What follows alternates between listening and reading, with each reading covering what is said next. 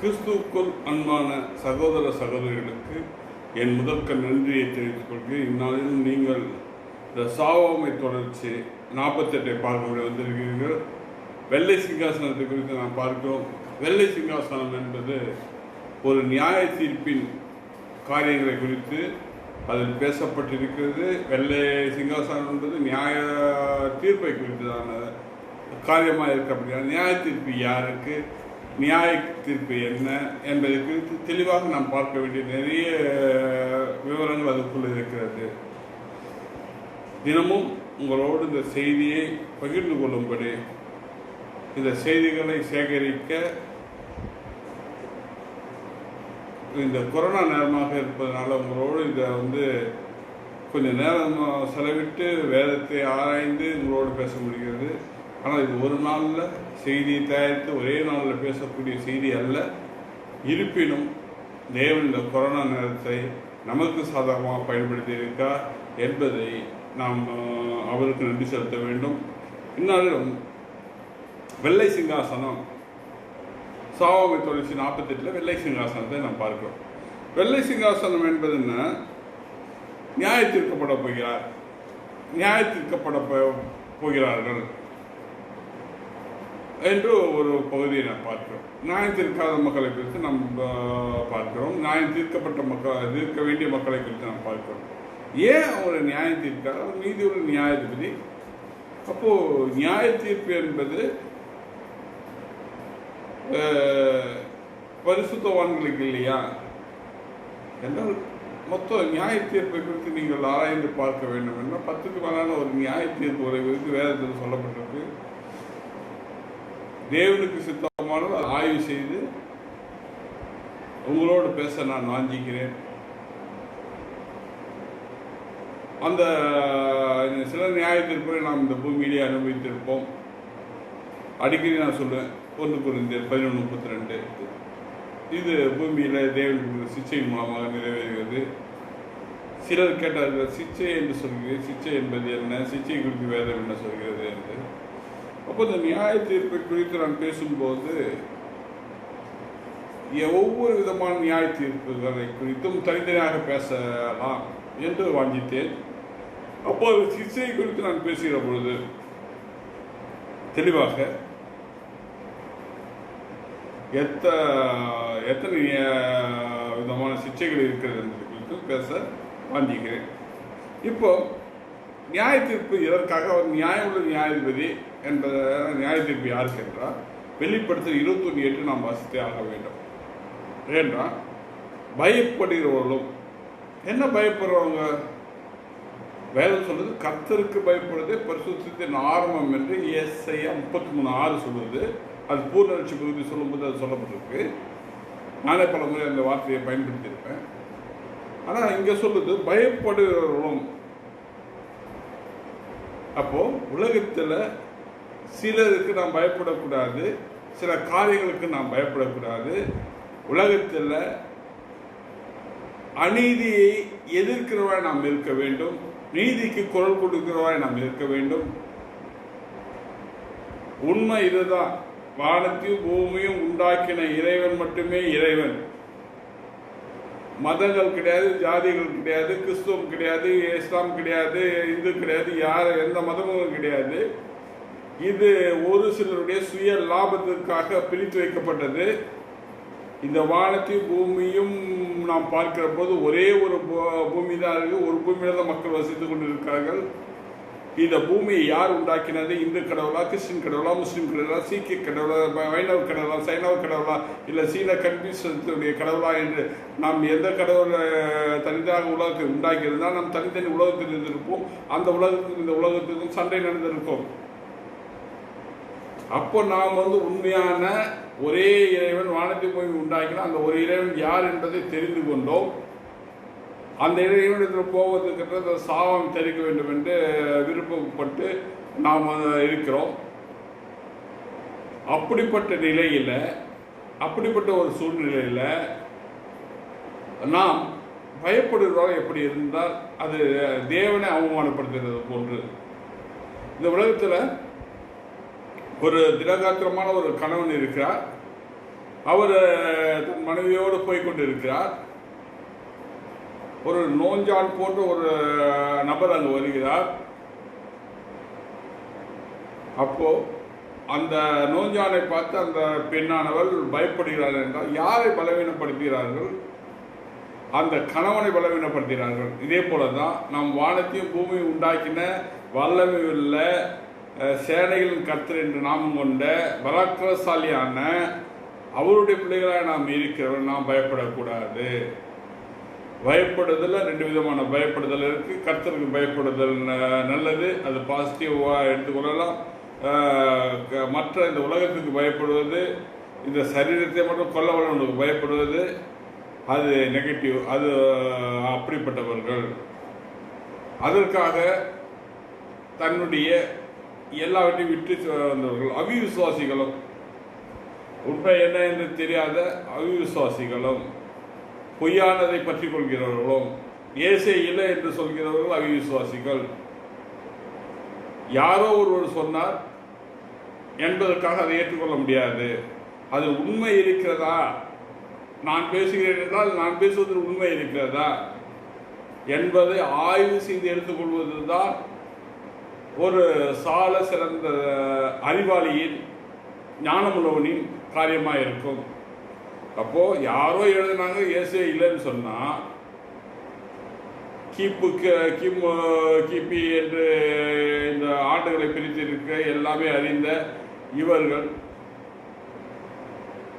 மடையர்களா இல்லை அந்த சாத்தானால் முட்டாளாக்கப்பட்டவர்களா என்பதை அவர்கள் தான் சொல்லி ஆக வேண்டும். மூன்றாவது, அருவருப்பானவர்கள். எது செய்யக்கூடாது அதெல்லாம் செய்கிறவங்க அருவருப்பானவர்கள். பாவ காரியங்கள் செய்கிறவர், கொலை பாதகர்னு சொல்லிக்கிறார் அடுத்தது. அப்போ அருவருப்பானவர், கொலை பாதகர் இவர்கள் யாவரும். அப்புறம் விபச்சாரக்காரரும், சூனியக்காரரும், படைத்ததை தன்னால் படைக்கப்பட்டதை பேசக்கூடாத ஒன்றை விற்கிற ஆராதனைக்காரரும், பொய்யர்கள் அனைவரும். மக்களுக்கு இது ரொம்ப சந்தோஷமா இருக்கும். இன்றைக்கு பொய்யர்கள் அதிகமாக பெருகி போயிருக்கிறார்கள். பொய்யர்களுடைய கூடாரமாக இந்தியா மாறிக்கொண்டிருக்கிறது. அவர் இந்த இந்திய தேசத்தை அவர்களுடைய கூடாரமாய் மாற்ற வேண்டும் என்று அவர் முயற்சி செய்து கொண்டிருக்கிறார்கள். அப்போ இந்த இவர்களெல்லாம் இரண்டாம் அக்கினிக்கடையும் கந்தமும் எரிகின்ற கடலிலே பங்காளிவார்கள் என்ற அந்த வார்த்தை இன்றைக்கு கேட்டுக்கொண்டிருக்க பலருக்கும் அது சந்தோஷத்தையும் மகிழ்ச்சியும் கொடுக்கும். இந்த பொய்யர்கள் ஏன் பொய் பேசுகிறாங்க? அவங்களுடைய ஆசை பிசாசோடு அந்த நரகத்தில் போய் அவங்க பங்கடையணும் என்பது. எனவே அவர்கள் பொய்யை பேசிக்கொண்டு இருக்கிறார்கள். செய்ய முடியாத செய்வதாக வாக்களிப்பது, வாக்களித்துவிட்டு செய்யாமல் இருப்பது, சில சந்தர்ப்ப சூழ்நிலை பயன்படுத்தி கொண்டு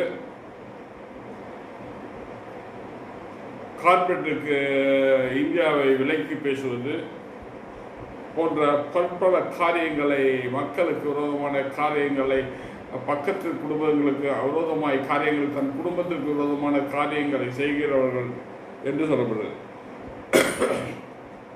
இங்க சங்கீதம் 9வது அதிகாரம் 7-8 வசனங்கள் சொல்கிறது. கர்த்தரே என்றென்றைக்கும் இருப்பார், அவர் மட்டுமே என்றென்றைக்கும் இருப்பார். நம்முடைய சிங்காசனத்தை நியாய தீர்ப்புக்கு ஆயத்தம் பண்ணினார். அவர் என்றென்று இருக்கிறவர், அவர் அதற்காக ஆயத்தம் பண்ணியிருக்கிறார். இவரெல்லாம் தண்டிக்க வேண்டும் என்பதற்காக அவர் ஆயத்தம் பண்ணியிருக்கிறார். இதை மறுக்க முடியாது, இதை மாற்ற முடியாது. அதில் 8வது வசனம் சொல்றது, அவர் பூசக்கரத்தை நியாயம் தீர்த்து, பூசக்கரத்தை. இங்கு நான் ஒரு விஞ்ஞான செய்தியை உங்களுக்கு சொல்ல நான் வாஞ்சிக்கிறேன். வேதத்தை, இறைவனை, இறையலை நம்புகிறவர் பலரும் இதை பார்த்து கொண்டு இருக்கிறீர்கள். உங்களுடைய பெலனுக்காக, உங்களுடைய ஞானத்தை பலப்படுத்துவதற்காக இங்கு ஒரு விஞ்ஞான செய்தியை சொல்ற. பூச்சக்கரம் என்ன சொல்லப்படுது? பூச்சக்கரம். சக்கரம் உருண்டையான ஒன்று பொருள். அது உருண்டையாக இருக்கிறது மட்டும் இல்லை, சக்கரம் என்பது சுற்றுகின்ற ஒரு பொருள். பூமி உருண்டையா இருக்கிறது, அது சுற்றுகிறது. யார் சொல்றது? சங்கீதக்காரனுடைய காலத்துல அவன் எழுதி வச்சுக்கிறான் பூச்சக்கரம் என்று சங்கீதம் 7, 8, 9, 8 சொல்றான். அப்போ பூச்சக்கரம் என்பது சுற்றுகின்ற ஒரு பொருள் என்று விஞ்ஞான செய்தி அந்த காலத்துல அவனுக்கு யார் போதித்திருப்பார்கள்? இயேசு பிறப்பதற்கு பல ஆண்டுகளுக்கு முன்பாக வாழ்ந்த சங்கீதக்காரன் தாவீது உடைய காலத்துல எழுதப்பட்டிருக்கும் என்றால் இதை யார் எழுதியிருப்பார்கள்? சாதாரண மனிதனால் எப்படி பேச முடியும்? இன்றைக்கு நான் இந்த வேத சத்தியங்களை உங்களோடு பேசிக் கொண்டிருக்கிறேன் என்றால் மிகவும் கடினமான ஒன்று. சாதாரணமான ஒரு மனிதனால் இதை செய்ய முடியாது, என்னால் இதை செய்ய முடியாது. இன்றைக்கு இந்த சத்தியங்கள் எனக்கு அப்படியே வெளிப்படையாக டக்கு டக்கு கிடைக்குது. இதுக்கு எனக்கு பின்னால் இந்த தேவனுடைய உதவி இருக்கிறது என்று நான் விசுவாசிக்கிறேன். இது என்னால் கூடுனதல்ல, தேவனால் கூடியது என்று நான் விசுவாசிக்கிறேன். அதே போல பூச்சக்கரம் என்றும் சுற்றுகின்ற பொருள் என்றும் அந்த காலத்தில் எழுதியிருக்கார். அது எப்படி சுற்றுகிறது? அது தேவனை பார்த்து சுற்றி கொண்டிருக்கிறது. சீயோன் பர்வதத்தை பார்த்து கொண்டிருக்கிறது. கிழக்கிலோ மேற்கிலோ இருந்து உங்களுக்கு ஆசீர்வாதம் வராது, வனாந்தர திசையிலிருந்து ஆசீர்வாதம் வராது. வடக்கில் இருக்கும் சீயோனிலிருந்து உங்களை ஆஸ்வதிக்க வேண்டும். கர்த்தர் எங்கே வாசம் செய்கிறார்? வடக்கில் இருக்கும் சீயோனில் வாசம் செய்கிறார். இப்போ பரலோகம் என்பது எங்கே? மேலே மேலே என்று சொல்ற மேலே என்பது வடக்கு அட்லாண்டிக் மேலே இருப்பவர்களுடைய பகுதியாக காணப்படுகிறது. இதுதான் உலகத்துடைய வரைபடம், உலகத்துடைய காரியம் எல்லாமே இருக்கு. எனவே இறைவன் இருக்கும் போது இல்லை என்று சொல்வதற்கு நியாய தீர்ப்புக்குரிய காரியம். எவ்வளவு தெளிவான விஞ்ஞான செய்திகள் இதிலிருந்து கண்டுபிடிக்கிறார்கள் என்பதை நாம் பார்க்க வேண்டும். பல விஞ்ஞானிகள் நான் வேதத்தை வாசித்துக் கொண்டிருந்த போது எனக்கு இது வெளிப்பட்டது என்று சொன்ன எத்தனையோ விஞ்ஞான செய்திகளை உங்களுக்கு மத்தியில் நான் சொல்ல முடியும். இவைகளுக்கெல்லாம் ஒரு மறைப்பொருள் என்ன? இவைகளுக்கெல்லாம் காரணம் என்ன? எல்லாமே கர்த்தர் உண்மை உள்ளவர் என்பதே அதற்கு காரணமாய் காணப்படுகிறது. அப்போ நீங்க பொய்ய பேசுறீங்கன்னா நீங்க நியாய தீர்ப்பு போகாத எங்க போவீங்க? சகல ஜனங்களுக்கும் செம்மையான நீதி செய்வார். செம்மையாய் நீதி செய்கிற தேவன் அவர், பொய்யாய் செய்கிறவர் அல்ல. சங்கீதம் 9:9 சொல்லுது. 9:8 சொல்லப்பட்டிருக்கு. சகல ஜனங்களுக்கும் செம்மையாய் நீதி செய்கிறவர். சங்கீதம் 9:8 சொல்லப்பட்டிருக்கு. அப்போ கர்த்தர் எவ்வளவு நல்லவர், அவர் செம்மையாய் செய்கிறவர். உங்களை நியாயம் தீர்க்க உங்களிடத்துல குற்றம் இருக்கிறது. ஆனால் குற்றத்தை நீங்கள் மனம் திரும்பினால் நீங்கள் நியாயம் தீர்க்கப்பட மாட்டீர்கள்.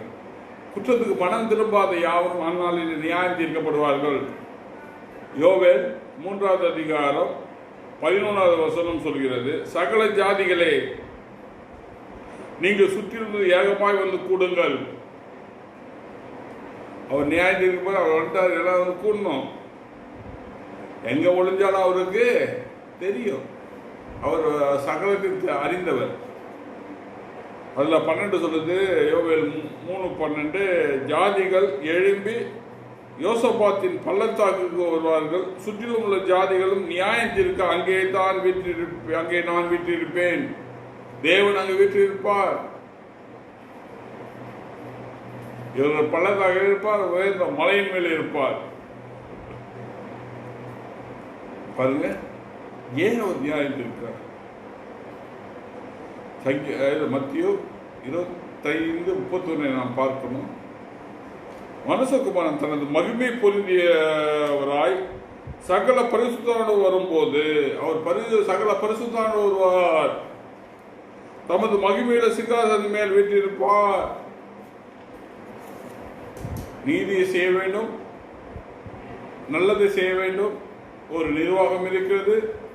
அந்த நிர்வாகத்துடைய உயர்வுக்காக அந்த நிர்வாகத்தில் திறமையாய் பணி செய்கிற ஒரு மேலாளர் இருப்பாருன்னா அந்த மேலாளருக்குரிய காரியங்களை அந்த நிர்வாகம் செய்யும். தொழிலாளர்களுக்கு நன்மை செய்வது என்பது குதிரை கொம்பாக இருக்கிற காலம் இது. ஆனால் மேலாளர்கள் அவர்கள் செய்வார்கள். ஏன்னா மேலாளர் இது போன்ற ஆட்கள் ஒரு சிலர் தானே இருப்பார்கள், என்ன அவர்கள் செய்வார்கள். ஆனால் என் தேவன் சகலருக்கும் நன்மை செய்கிறவர். பரிசுத்தவான்கள் தொகை, பரலோகத்தில் இருக்கிற தொகை ஒன்றா இரண்டா என்று கேட்டால் வெளிப்படுத்தல் 7:4 சொல்கிறது. 1,44,000 பேர் என்று சொல்கிறது. அந்த 1,44,000 பேர் எப்படி வந்தார்கள் என்று 12 கோத்திரங்கள் 12,000 என்று பிரித்து அவர்களுடைய குணத்தை சார்ந்து ஒவ்வொரு கோத்திரங்களாய் பிரித்து 12,000 1,44,000 என்று அங்கு கணக்கும் அங்கு ஒப்பிக்கப்பட்டிருக்கிறது. அதோடு நிற்கவில்லை. 1,44,000 பேர் என்றால் அது குறுகிய தொகை. அதுக்கு முன்னால் திரள் கூட்ட ஜனங்கள், ஆபிரகாமுடைய சன்னதிகளாய் திரள் கூட்ட ஜனங்கள், மனநத்திரையா ஜனங்கள் அங்கு பரலோகத்தில் இருப்பார்கள். அவர்கள் தான் வெளிப்படுத்தல் 7:9 சொல்லப்பட்ட திரள் கூட்ட ஜனங்கள், ஆபிரகாமின் சன்னதி. அப்போ ஆபிரகாம் சன்னதி என்றால் இன்னைக்கு ஒரு கேள்வி கிடையாது. விருத்தஸ்தானம் பண்ணவங்களா விருத்தஸ்தானம் பண்ணாங்க? பதில் இருக்கு, ஒருத்தர் இருக்கு. இன்றைக்கா நாளைக்கா தெரியல, பதில் இருக்கு. நாளைக்கு தான். ஓகே. அப்போ மகிமை பொருந்தியவராக இருக்கிற அந்த தேவன் மனுஷகுமாரன் தமது சகல பரிசுத்தம் அவர் இறங்குவார். தமது மகிமையான சிங்காசனம், வெள்ளை சிங்காசனம் என்பது என்னது? மகிமையான சிங்காசனம். சில நேரங்கள் அது வெள்ளை கலர்ல இருக்கும்னு சிலர் பிரசங்கம் பண்ணுவாங்க. சொல்ல முடியாது, அவங்க சொல்றது சரியாக கூட இருக்கலாம். ஆனால் வேதத்தில் நிறைய மறைப்பொருள் இருக்கு. வெள்ளை என்பது பரிசுத்தத்தையும் மகிமையும் வெளிப்படுத்துகிறது. வெள்ளை அங்கி என்பது ஒரு மனிதனுடைய பரிசுத்தத்தையும் மகிமையும் வெளிப்படுத்துகிறது. எனவே அது வெள்ளை சிங்காசனம் மகிமை பொருந்திய ஒன்றாக காணப்படும். நியாயம் உள்ளது நியாயாதிபதி என்ற அவர் மகிமையை அங்கு வெளிப்படுத்த போகிறார் என்பது ஒரு காரணமாக காணப்படலாம். அதில் நீங்கள் மத்திய 25:32 பார்த்தீங்கன்னா, அப்போது சகல ஜனம் அவருக்கு முன்பாக சேர்க்கப்படுவார்கள். இது இயேசுவே சொன்னது, அவரே சொன்னது. மெய்ப்பனானவன் செம்பரி ஆடுகளையும் வெள்ளாடுகளையும் வெவ்வேறாக பிரிப்பது போல அவர்களை அவர் பிரித்து, செம்பரி ஆடு தனியாக பிரிப்பார், வெள்ளாடு தனியாக பிரிப்பார். செம்பரி ஆடுகளை தன் வலது பக்கத்திலும் வெள்ளாடுகளை தமது இடது பக்கத்தில் நிறுத்துவார். அங்க ஆடு எங்க வந்தது? இது மனுஷகுமாரன் நியாயம் இருக்கிறதுனால மனுஷருக்கு தான் அங்க நிக்கிறோம். இதை நீங்க ஆடுன்னு எடுத்துக்கொள்ள கூடாது. அவர் சொல்லுவது அங்கு நிற்கப்பட்ட மனிதர்களை, அந்த மேய்ப்பனுடைய வார்த்தையை நம்பி போனவர்கள், அவர்களை பற்றி சொல்லப்படுது. செம்பரியாடு வலது பக்கத்திலையும் வெள்ளாடு இடது பகுதியில் இருக்கார்.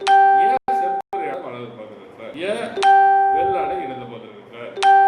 அப்பொழுது ராஜா தமது வலது பக்கத்தில் உள்ள நிற்பவர்களை பார்த்து, வாருங்கள் பிதாவின் ஆசீர்வதிக்கப்பட்டவர்களே என்று அவர் பிதாவில் ஆசீர்வதிக்கப்பட்டவரா அவர் யாரே செம்பரியாடு. ஏன் செம்பரியாடு பிதாவினால் ஆசீர்வதிக்கப்பட்டவரா பார்க்கிறார் என்றால், ஒரே ஒரு காரியம், ஒரே ஒரு ரகசியம்.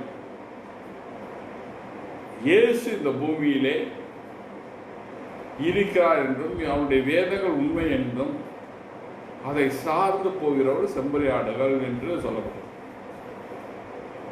அது மேய்ப்பனை நம்பின கூட்டம்.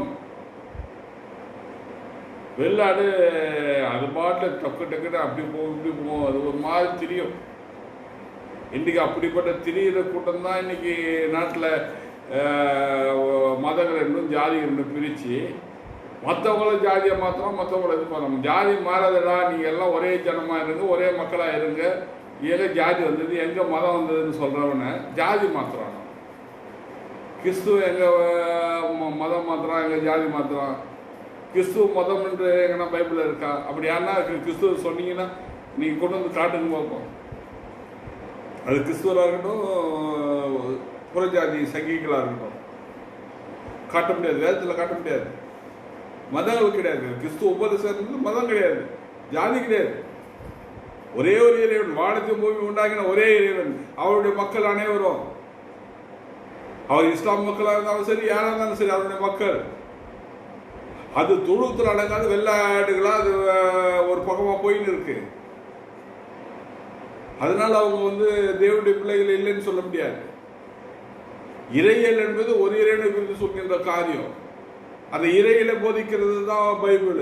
இந்த பைபிள் எடுத்துன்னு போய் நீங்க யாரா கிறிஸ்துவர் சொல்லி கிறிஸ்துவ உபதேசிங்கன்னா, கிறிஸ்துவ மதத்தை உபதேசிங்கன்னா தப்பு. கிறிஸ்துவின் மூலமாக நாம மீட்பை பெறலாம். கிறிஸ்துவ பிரசங்கிப்பது தான் இது. அவர் நம்ம மீட்பர். அவர் இல்லாம நம்ம பிதாவிடத்து போக முடியாது. இதைதான் இந்த வேதம் சொல்லுது. அதை சொல்லுவது தவறு இல்லை. ஆனால் மதங்களை சொன்னால், ஜாதிகளை சொன்னால் அது தவறு. அப்படி அறியாமல் யாருன்னா சொல்லியிருந்தீங்கன்னா நீங்க அதை மாற்றிக்கொள்ளுங்க. நாம் ஒரு இறைவனுடைய பிள்ளைகள். ஏன்னா மதங்கள் கிடையாது, ஜாதி கிடையாது. சில கிறிஸ்துவத்துல ஜாதி வருது. என் நாட்டார் ஜாதிகளா இருந்தா சொல்லுங்க, என் பொண்ணை கொடுங்க. அவன் முதலியார பாருங்க, அவங்க எங்க கிறிஸ்துவத்துல இதெல்லாம் வந்தது? அப்புறம் எதுக்கு நீங்க கிறிஸ்டினா வந்தீங்க? கிறிஸ்துவம் என்பது ஒரே ஒரு வானத்தை பூமி உண்டாக்கின இறைவன். அவர் கீழே நம்ம அனைவரும் ஒன்றாக இருக்க வேண்டும். ஒரே ஒற்றுமையை மையப்படுத்துகிறது. ஒற்றுமையின் உச்ச கட்டம், ஒற்றுமையுடைய பூர்ணம் இயேசுடைய 1000 ஆண்டு அரசாட்சியில. அதுக்கு அடுத்ததாக மனிதர்களால் மீட்கப்பட்ட மற்ற ஜனங்கள் இரண்டாக பிரிக்கப்பட்டது. பிரித்து செம்மையானவர்களை தனியாக, நீதிமன்றங்களை தனியாகவும், வீரர்களை தனியாகவும் நியாயம் தீர்த்த பின்பு பசுத்தோகம் மட்டும் இருக்கிற ஒரு காலம். அவ்வளவுதான். அவையார் சொன்னது போல ஜாதி இரண்டு வழி வேறில்லை, சட்டங்கள் நீதி ஒழுவார் நிறுமொழி நெறிமுறையில் அந்த வழிகளை இந்த பூமியிலே இடுகின்றவர்கள் பெரியவர்கள். அவர் ஒரு உயர்ந்த ஜாதி. அந்த உயர்ந்த ஜாதியை போதிப்பதுதான் இந்த கிறிஸ்துவ மதம். தாழ்ந்த ஜாதி மதங்களை பிரித்து, ஜாதிகளை பிரித்து, இவன் உயர்ந்தவன், இவன் தாழ்ந்தவன், இவன் தொடையிலிருந்து பிறந்தவன், இவன் அதை செய்ய வேண்டும், இதை செய்ய வேண்டும், மனிதனை வேலைக்காகவும் காரியத்துக்காகவும் அவனை தாழ்த்துவன் என்று அவனை ஒதுக்குவது, தீண்டாமை என்ற சூழலை எழுப்புவது, இவர்கள் எல்லாரும் தாழ்ந்த ஜாதி. அவர்கள் நியாயம் தீர்க்கப்பட வேண்டியவர்கள். இதை ஒருவரும் மறுக்க முடியாது. நல்லதை செய்தால் ஒரு நீதிமன்றத்தில் நல்ல தீர்ப்பு கிடைக்கும். கெட்டதை செய்தால் அதுக்குரிய தீர்ப்புக்கு வழங்கப்படும். எனவே அவர்கள் செம்பறியாடுகளாக இருக்கிறார்கள், அவர்கள் தேவனுடைய பிள்ளைகளாக இருக்கிறார்கள், இவர்கள் வெள்ளாடுகளாக இருக்கிறார்கள். இவர்கள் மதங்களையும் ஜாதிகளையும் பிரித்து அது மூலமாக தன்னுடைய லாபத்தை பார்த்து கொண்டிருக்கிறவர்களாக இருக்கிறார்கள். அப்பொழுது மத்திய 25:34 அப்பொழுது ராஜா தமது வலது பக்கத்தில் இருப்பவர்களை பார்த்து, வாருங்கள், என் பிதாவினால் ஆசீர்வதிக்கப்பட்டவர்களே, உலகம் உண்டாகும் முதல் உங்களுக்காக ஆயத்தம் பண்ணப்பட்ட இருக்கிறது. ராஜ்யத்தை சுதந்திரித்துக் கொள்ளுங்கள். தேவனுடைய ராஜ்யம் உங்களுக்காக சுதந்திரிக்கப்பட்டது. இது தேவன் அந்நாளிலே உண்டாக்கினார். யாருக்காக உண்டாக்கினார்? மத ஜாதிகளை பிரிக்கின்ற உங்களுக்கும் சேர்த்துதான் உண்டாக்கினார். ஆனா நீங்க அந்த சுதந்திரத்துக்குள்ள வராம நீங்க எங்க போறீங்க? அக்னி கடலுக்குள்ள போறீங்க. சாத்தானுடைய தந்திரத்துல நீங்க மாட்டிக்கொண்டு உண்மை இல்லாததை உண்மை என்றும் பொய்யையும் பற்றி கொண்டு நீங்கள் போய்கொண்டிருக்கிறீர்கள். பசியா இருந்தேன், எனக்கு போஜனம் கொடுத்தீர்கள். தாகமா இருந்தேன், தாகத்தை தீர்த்தீர்கள். அந்நீராக இருந்தேன், என்னை சேர்த்து கொண்டீர்கள். வஸ்திரம் இல்லாத இருந்தேன், எனக்கு வஸ்திரம் கொடுத்தீர்கள். வியாதியா இருந்தேன், என்னை விசாரித்தீர்கள். காவல் இருந்து என்னை பார்க்க வந்தீர்கள் என்றார். அப்பொழுது நீதிமான்கள் அவருக்கு பிரதியுத்தமா, நீதிமான்கள் இங்க தெளிவாக சொல்லப்பட்டது மனிதர்களை குறிக்கிறது, செம்பரியாட்டம் இல்லை. அந்த செம்பரியாளர் நீதிமான்கள். ஆண்டவரே, நாங்கள் எப்பொழுது உம்மை பசியா உள்ளவராய் கண்டு உமக்கு போஜனம் கொடுத்தோம்? எப்பொழுது உம்முடைய தாகமுள்ளவராய் உம்முடைய தாகத்தை தீர்த்தோம்? இப்பொழுது உம்முடைய அந்நியராய் கண்டு உம்மை சேர்த்து கொண்டோம். எப்பொழுது உம்மை வஸ்திரம் இல்லாமல் கண்டு உங்களுக்கு வஸ்திரம் கொடுத்தோம்? எப்பொழுது உம்மை வியாதி உள்ளவராய்க்கவும் காவலில் இருக்கவும் கண்டு உம்மிடத்தில் நாங்கள் வந்தோம் என்பார்கள். இந்த பூமியில நீங்க சிறியராய் இருக்கிறவர்களுக்கு என்ன செய்கிறீர்களோ, அவர்களுக்கு செய்கின்ற ஒவ்வொரு காரியமும் அது தேவனுக்கே செய்தது. மக்கள் இன்னைக்கு பசி பட்டியலில் சாவன, என்ன செய்யறீங்க? ஒண்ணுமே செய்ய முடியாத ஒரு மனுஷன் என்னால் இயன்றதை 150 குடும்பங்களுக்கு சிறிய உதவி செய்திருக்கிறேன். எனக்கு அது கேவலமா இருக்கு. என்னடா இது, இதுக்கு மேல நான் செய்ய முடியலையே என்று வருத்தமா இருக்கு. இருந்தா இன்னும் அதிகமாக செய்திருப்பேன். வெறும் 5 கிலோ அரிசி ஒரு 100 ரூபாய் கொடுத்தா அந்த குடும்பத்துக்கு என்ன பார்த்தோம்? என்னிடத்துல இல்லையே. இருந்த வச்சு ஒரு 150 குடும்பங்களுக்கு சென்னை, சேலம், திருச்சி போன்ற பகுதிகளில் கொடுத்துருவேன். அவர்களுக்காக அந்த கூட்டம் மீட்டிங் போகிறோம், மாதத்துக்கு ஒரு மீட்டிங் போகிறோம். அந்த மீட்டிங் எடுத்து வச்ச பணத்தை அவங்களுக்கே செலவு பண்ணுவோம்னு சொல்லி அதை எடுத்து என்னுடைய உழைப்பில் மற்ற காலேஜில் வர தசம்பாங்களை, என் மனைவியுடைய தசம்பாங்களை இதெல்லாம் எடுத்து வச்சு அது மூலமா அந்த சேர்ந்த பணத்தை 2-3 மாதம் மீட்டிங் அதை எடுத்து நான் அங்கே செலவு பண்ணேன். நீங்க என்ன பண்றீங்க? மக்கள் பட்னியும் பசியும் நடக்க முடியாத நடந்தும் என்ன வேதனையில் என்ன துன்பத்தில் இருக்கிறாங்க. இன்றைக்கு ஒரு கேள்வி உங்கள் இடத்துல கேட்குறேன். ஆட்டோவில் 2 பேர் போகலாம். ஆமாம், ஆட்டோவில் 2 பேர் போனாதான் அவன் பாவம், அவனுக்கு வருமானம். ஆனால் பைக்கில் ஒரு ஆள் தான் போகணும். இன்றைக்கு இருக்கு எங்கள் வீட்டு பாட்டி 110 வயசாகுது. அது பைக் ஓட்டின்னு போகணும். 80-70 வயசுல பாட்டிங்கெல்லாம் பைக் ஓட்டின்னு போகணும். அவங்களுடைய தேவை இருக்காது, அவங்க போக வேண்டியது இருக்காது. ஆட்டோவில் எவ்வளோ இடைவெளி இருக்குது, அதே இடைவெளி தானே இதில். ஏன் பைக்கில் 2 பேருக்கு அனுமதி கூடாது? மக்களுடைய கஷ்டங்களை ஏன் புரிஞ்சுக்க மாட்டீங்க? கொரோனா வியாதி பரவக்கூடாது, அப்போ ஏன் ஒயின் ஷாப் தந்து வர்றீங்க? ஒரு மருத்துவமனைக்கு போய் சிகிச்சை செய்வதற்காக, இல்லை ஒரு உறவினத்தில் போய் குடும்பத்தில் பசி பண்ண எதனா கொடுங்கப்பா நாங்கள் போய் கேட்கறதுக்கு போகிறதுக்கு ஒரு 2 வீலரில் இதெல்லாம் சுற்றின்னு போகலாம். இன்னைக்கு பஸ்ஸு கிடையாதுன்னா அவன் மக்கள் என்ன செய்வாங்க?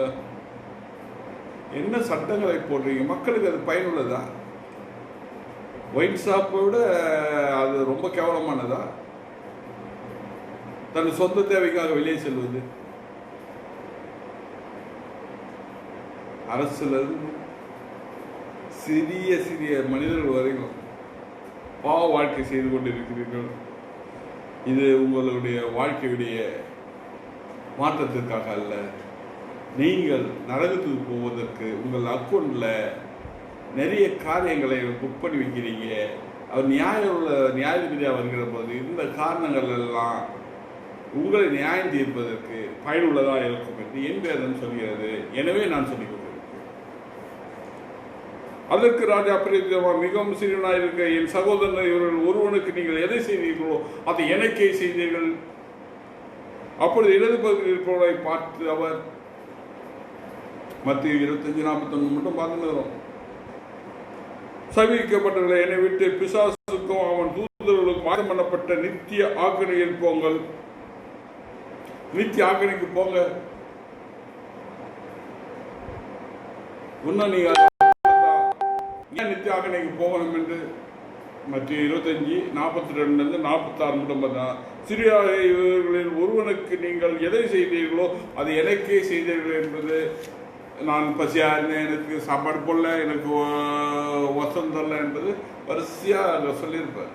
42-46 மட்டும் போயிருக்கும். எனவே நீங்கள் நியாயத்திற்கு போகக்கூடாது. நீங்கள் தேவனோட சிங்காசனத்தில் இருக்கணும். நாளைக்கு நாம் இதே வெள்ளை சிங்காசனத்தை பார்க்க போகிறோம். இந்த உலகத்தை நியாயத்திற்கு போவது யார் என்பதை குறித்து பார்க்க போகிறோம். இயேசு நியாயத்திற்கு போகிறாரா? பிதா நியாயம் தீர்க்க போகிறாரா, இல்லை பரிசுத்தவான் நியாயம் தீர்க்க போகிறாரா என்பதை குறித்து நாம் பார்ப்போம். அதை தொடர்ச்சி நம்ம நாளைக்கு பார்ப்போம். கர்த்தர் இந்நாளில் நீங்கள் வெள்ளாடுகளாக இருக்காதீர்கள், நீங்கள் செம்பொறி ஆடுகளாக இருங்கள். உண்மையை சொல்வதை ஏற்றுக்கொள்ள பழகிக் கொள்ளுங்கள். உண்மைக்கு மாறாய் வேறு திசையில் போகாதீர்கள். அந்த இடத்துல ஒரு கரடியோ புலியோ சிங்கமோ வருகிறது, அந்த சைடு போகாது என்று செம்புராடிகளை நாம் வேறு பிரிக்க முடியும், அது ஒரு பக்கமாக அனுப்ப முடியும். ஆனால் வெள்ளாடுகள் தனியாக பிரிந்து ஆபத்தில் மாட்டிக்கொள்ளும். அதுபோல் நீங்களும் ஆபத்தில் மாட்டிக்கொள்ளாதீர்கள், அந்த நியாயத்திற்குள் போகாதீர்கள். கர்த்தராலே ரட்சிக்கப்பட்ட ஜனமாய் நீதிமான்களாய் பல்லவத்தில் சாவாமை தடுத்தவர்களாய் அவரோடு இருக்க வேண்டும் என்பது தான் தேவனுடைய விருப்பமாக இருக்கிறது. அதை தான் பேசிக்கொண்டிருக்கு. வல்லமை கிருபையுள்ள தேவனே, உங்கள் கரங்களை பிள்ளைகளை ஒப்பு கொடுத்து ஜெபிக்கிறோம். இந்த பிள்ளைகளை ஆசீர்வதியும், இவரோடு உடைய காரமும் உடைய கிருபையும் உடைய கரிசனையும் நண்பர்கிட்ட கர்த்தாவே. என்னால் இந்த பிள்ளைகள் அப்பா ஏதோ குறியினர் ஒரு 15 நிமிஷத்துக்குள்ளே இவங்க செய்தி கொடுக்கலாம் என்றால் அந்த செய்தியுடைய தொடர்ச்சி 30 நிமிஷம் கிட்ட வந்திருக்கு. அதை மட்டும் பொறுமையாக இவர்கள் பார்த்துருக்காங்க. அது பார்த்தது ஒரே ஒரு நோக்கம் என்னவென்றால் மீட்கப்பட வேண்டும், ரட்சிக்கப்பட வேண்டும், அந்த சாவாமை தரிக்க வேண்டும், அந்த நரகத்துக்கு போகக்கூடாது, ஆத்மாவை அழிக்கக்கூடாது, ஆத்மாவை மீட்டுக்கொள்ள வேண்டும் என்று வாஞ்ச உள்ளவர்களாய் காணப்படுகிற இவர்களை இந்த கரங்களை நான் ஒப்பு கொடுத்து ஜெபிக்கிறேன். இவர்கள் குடும்பங்களை இவர்களையும் ஆசீர்வதித்து அந்த ரட்சிப்பின் பூர்ணத்தை அடைய கிருபைத்தாருங்க தாவே. அப்போ மத இயலை விட்டு இறைகளுக்குள் இவர்களை கடந்து வர கிருபைத்தாருங்க தாவே. இவர்களை மீட்டுக் கொள்ளும், இவர்களை ரட்சித்துக் கொள்ளும். இவர்களோடு உடைய கரம் உடைய கிருபை உடைய கரிசனம் அன்பு இருக்கட்டும். இவர்களை ஆசீர்வதித்து வழி நடத்தும். இவர்கள் குடும்பங்களை ஆசீர்வதியும், இவர்களை ஆசீர்வதியும். வியாதி பொருள்களை இவர்களுக்கு நீக்கி போக கிருபைத்தாரும். உங்களுடைய கரிசனை உடைய அன்பு இவர்களுக்கு தேவைகள் சந்திக்கப்படட்டும். அப்பா, இத்தனை மனிதர்களுக்கு ஒரு உதவியை நம்மளால் செய்ய முடியாது, ஆனால் இவர்கள் எல்லாம் உம்மால் செய்ய முடியும் என்று நாங்கள் விசுவாசிக்கிற தாவே. இவர்களை நீ பொறுப்படுத்திக் கொண்டு ஆசீர்வதித்து வழி நடத்துங்க தானே. இவர்களுக்கு உதவி நல்ல உள்ளங்களை ஏற்படுத்தி தரும் கர்த்தாவே. இவரோடு உடைய காரம் உடைய கிருபை உடைய கரிசனை உடைய அன்பு தானே. இந்நாளிலும் தேவனுடைய சமூகத்தில் பலரும் பேசினார். ஐயா, உதவி இங்கிருந்து வரல, ஐயா உதவி எங்கிருந்து வரல, நாங்கள் ரொம்ப கஷ்டப்படுகிறோம். உங்களை அதிகமாய் ஆசீர்வதித்தாங்க, அதிகமாய் செய்வீர்கள் என்பதை நாங்கள் அறிந்திருக்கிறோம் என்று. அப்போ அந்த பிள்ளைகளுடைய கஷ்டங்களை துன்பங்களை எல்லாம் நேரடியாக உம்மிடத்திலிருந்து அந்த வார்த்தைங்க தான். உங்களுடைய காரம் கிருபை கரிசனை அவர்களை பாதுகாத்து வழி நடத்தணும். இவர்களை பொறுப்படுத்துவோம் இயேசுவின் நாமத்தினால் பிதாவே, ஆமென். Praise Lord, praise Lord, praise Lord, praise Lord brother and sister. கர்த்தர் உங்களை